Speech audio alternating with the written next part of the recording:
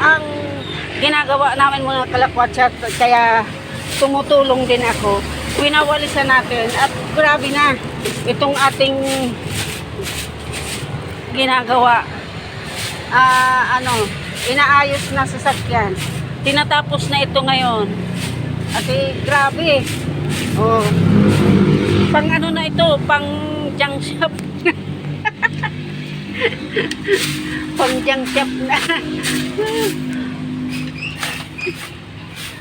Oh, grabe na. Super.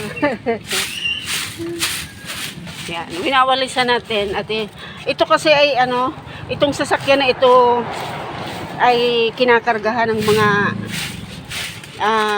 pambintang baboy. Kaya ayan, ito ay pinaayos sa amin. Kaya ayun. Pero grabe na. Grabe na talaga ang pagkasira nito. Ayun.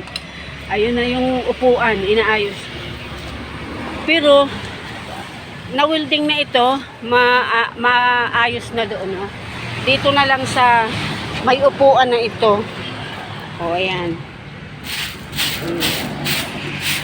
Maayos naman para siyempre, mekaniko ka nga, di talagang aayusin mo at ipinapaayos sa iyo, di ba? Income din.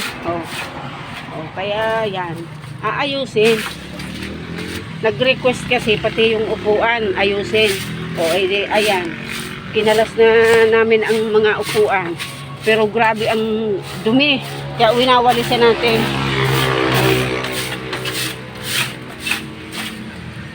Ayan.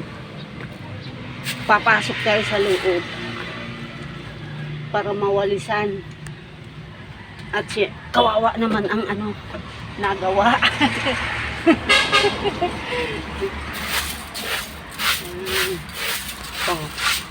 Yan.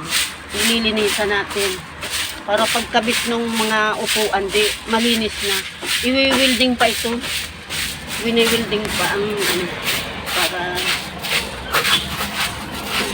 yun, nahulog na ang basahan. Tinutulungan ko ang aking asawa pag yan, kasi ang helper ay tulog pa, hindi magising-gising. Pag ginigising mo, nagalaw lang ang paa, di naman tumatayo, di naman bumabangon. Yan. Di pa malinis na. Doon tayo sa kinukumpuning ayan. Diba? Ginagawaan na lang ng paraan para maayos. Grabe na ang nito.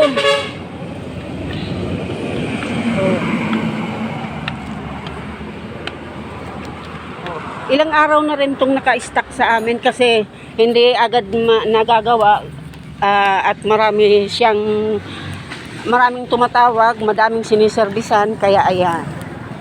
Kaya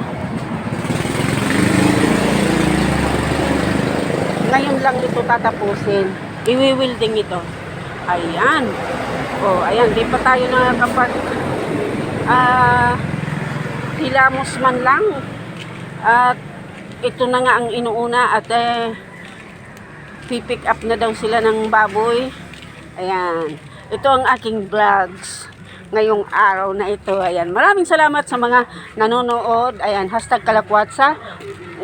Please follow for more. Ayan. Mga kalakwatsa, comment naman and share. Ayan. Ito'y update ko para sa inyo. Yan. Salamat.